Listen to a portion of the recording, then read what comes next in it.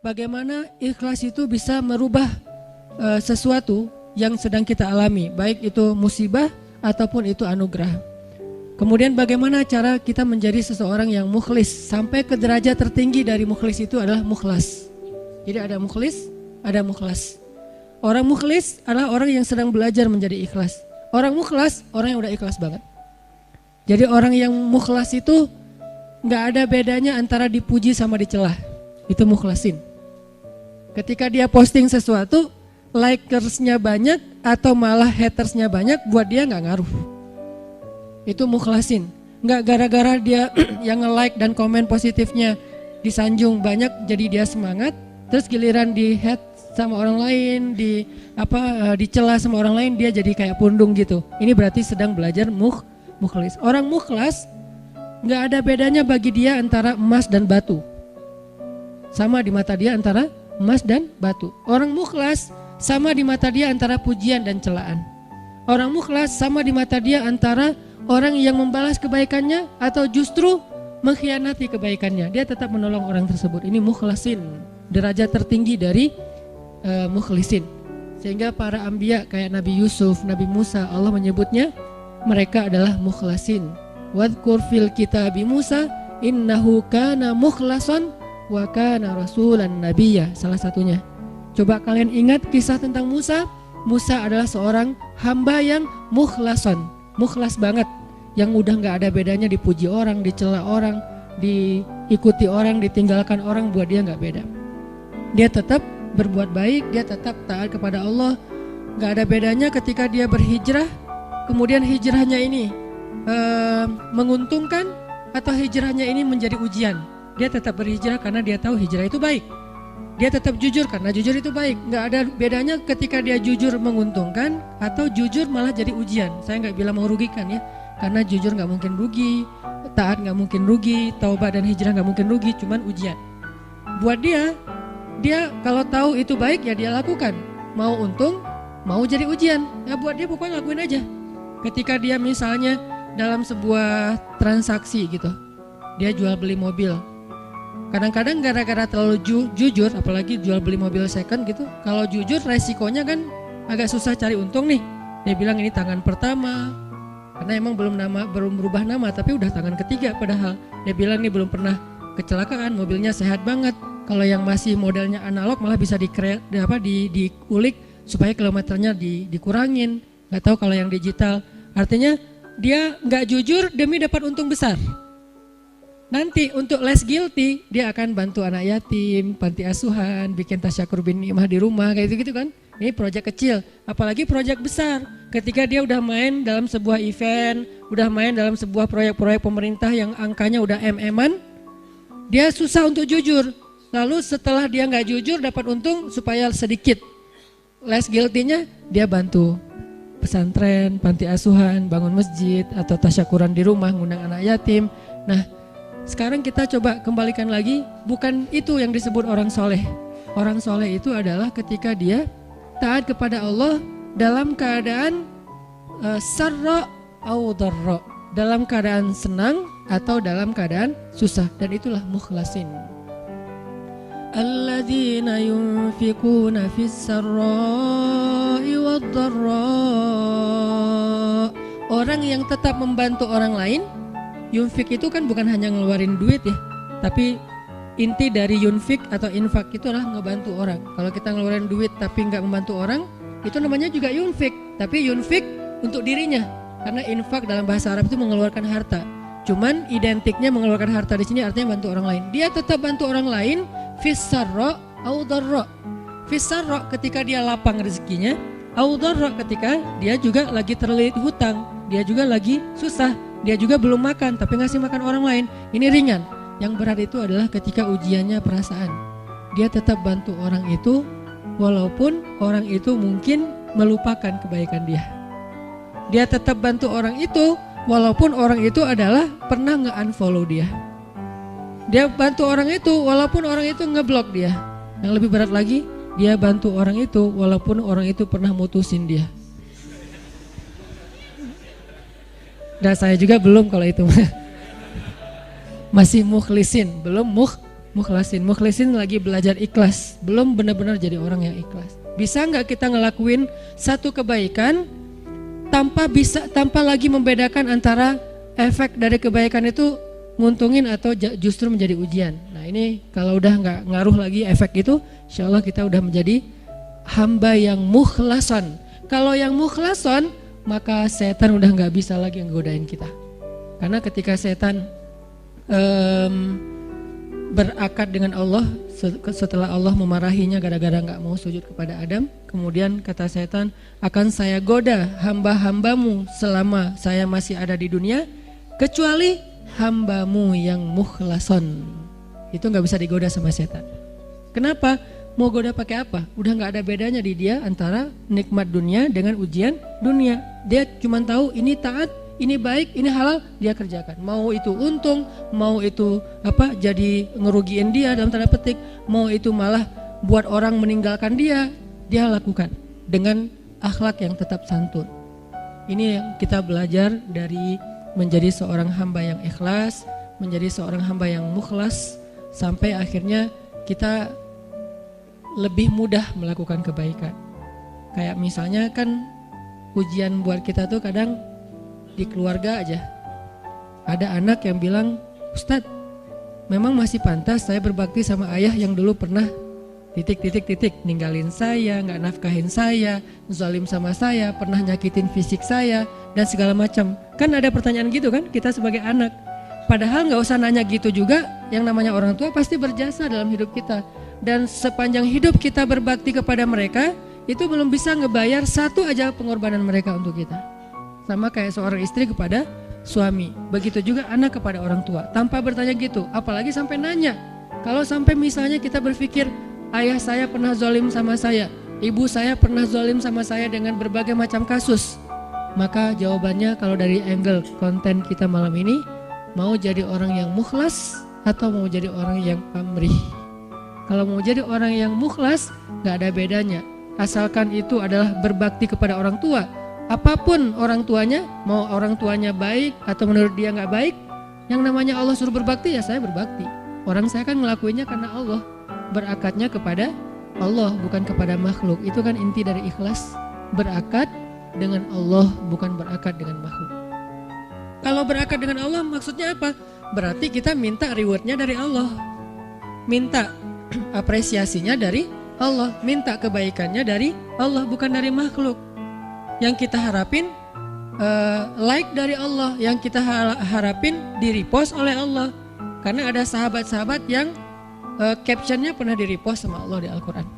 Salah satu sahabat yang captionnya di-repost siapa? Umar bin Khattab, 3 kali di-repost oleh Al-Quran. Itu keren banget, sampai ada sahabat captionnya dia di-repost oleh Al-Quran. Jadi ayat itu mengulang kembali kata-kata Umar. Salah satunya di surat At-Tahrim, kemudian nanti ada di surat Al-Anfal, kemudian ada juga di surat Al-Ahzab. Allah nge-repost kata-kata Umar bin Khattab. Ini menunjukkan bahwa ikhlas banget, yang diharapin adalah reward dari Allah, apresiasi dari Allah, anugerah dari Allah, hadiah dari Allah, kebaikan dari Allah. Ustadz, kalau misalnya nggak berharap apa-apa bahkan dari Allah, itu bukan ikhlas. Karena makna ikhlas itu bukan tidak berharap apa-apa. Makna ikhlas itu murni. Arti murni berharap hanya kepada Allah. Karena kalau sampai kita nggak berharap surga, nggak berharap dibebaskan dari azab neraka, nggak berharap dibantu oleh Allah, itu bukan ikhlas. Itu apa Ustadz? Itu istaghna. Ini ada sedikit yang harus kita perbaiki dari persepsi tentang makna ikhlas. Apa bedanya ikhlas dengan istaghna? Kalau ikhlas tidak berharap kecuali kepada Allah. Kalau ke Allah dia berharap surga. Allah sendiri yang menjanjikan kan? Wa'adallahu alladhina amanu misalnya, wa basyiril ladzina amanu wa amilus solihat anna lahum jannat. Ayat kayak gitu kan banyak banget di Al-Qur'an ya. Allah menyediakan untuk mereka ampunan, Allah menyediakan untuk mereka surga, Allah menyediakan untuk mereka kebaikan. Wa may yattaqillaha yaj'al lahu makhraja wa yarzuqhu min haitsu la yahtasib, yukaffir anhu sayyiati wa yu'dhim lahu ajra, yaj'al lahu min amrihi yusra. Ayatnya banyak banget. Kalau Allah udah nawar-nawarin terus kita bilang, "Dah saya mah enggak butuh itu." Itu namanya istagna. Istagna arti bahasanya merasa enggak butuh. Terjemahan lebih umumnya lagi, sombong.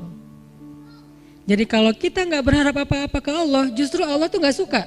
Bukan Allah salut, hebat ya hamba ini ya, ngelakuin kebaikan enggak berharap apa-apa. Enggak, itu Allah enggak suka. Kalau kita ke teman, kita suka. Karena ketika dia berharap sesuatu ke kita jadi beban.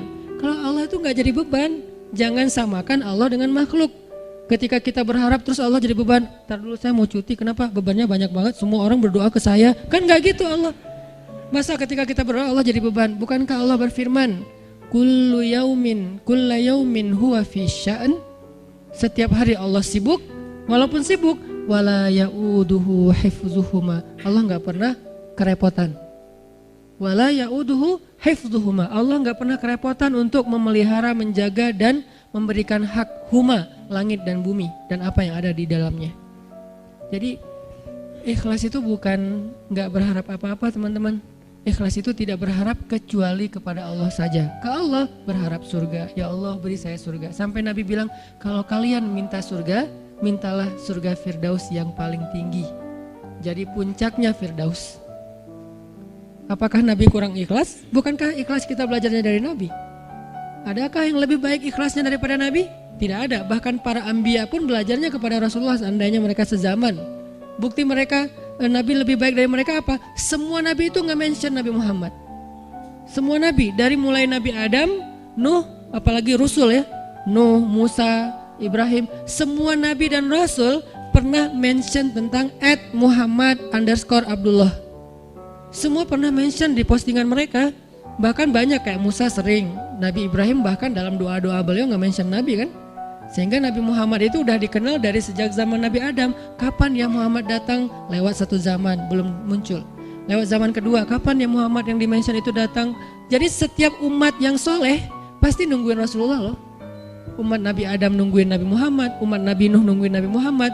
Tapi mereka tahu bahwa Nabi ini akan muncul, cuman gak tahu kapannya. Ternyata beruntungnya kita, beliau muncul dan kita menjadi umatnya. Yang pengen jadi umat Nabi Muhammad itu bukan cuma kita teman-teman. Semua umat Nabi itu pengen jadi umat Nabi Muhammad. Walaupun mereka gak bilang, aduh nyesel jadi umat Nabi Musa. Gak gitu juga sih. Mereka menghargai Musa, cuman mereka juga kayak berandai-andai punya wish gitu ya. Bisa gak ya jadi umat Nabi Muhammad? Kenapa? Karena Nabi Muhammad ini paling keren, paling luar biasa. Ya Sayyidul Anam, bukan cuma Sayyidul Anbiya, Sayyidul Anam, pemimpinnya semua manusia.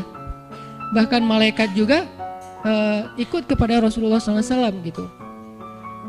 Para anbiya sholat di Masjid Al-Aqsa diimamin oleh Rasulullah SAW. Jadi nggak ada orang yang lebih baik dalam masalah agama daripada Rasul. Kalau Nabi mengajarkan kita tentang mengharapkan kebaikan kepada Allah dan itu masuk dalam bagian ikhlas, berarti kalau ada orang yang nggak mengharapkan lalu merasa paling ikhlas, ini pasti ada yang miss nih tentang pemahamannya. Enggak. Tetap berharap, ya Allah masukkan saya ke surga. Bahkan doa kita sebelum kita salam, salah satu yang diajarkan apa? Allahumma inni a'udzubika min azabi jahannam wa min azabil qabr wa min fitnatil mahya wal mamat wa min syarri fitnatil masiihid dajjal. Atau doa yang dibaca sama Bilal terus di like sama Nabi itu apa? Yang diposting sama Bilal. Allahumma inni as'aluka ridhaka wal jannah wa a'udzubika min sakhatika wan nar. Itu kan postingan Bilal ya. Yang first like-nya malah Rasulullah. Lalu yang lain pas ngeliat Rasulullah nge-like pada nge-like juga. Akhirnya malah di save gitu postingan Bilal dan dihafal. Kemudian di repost sampai zaman kita sekarang. Isinya apa itu? Meminta dan berlindung. Berarti mengharapkan kan? Meminta berarti mengharapkan surga dan ridho Allah. Berlindung berarti mengharapkan terbebas dari neraka dan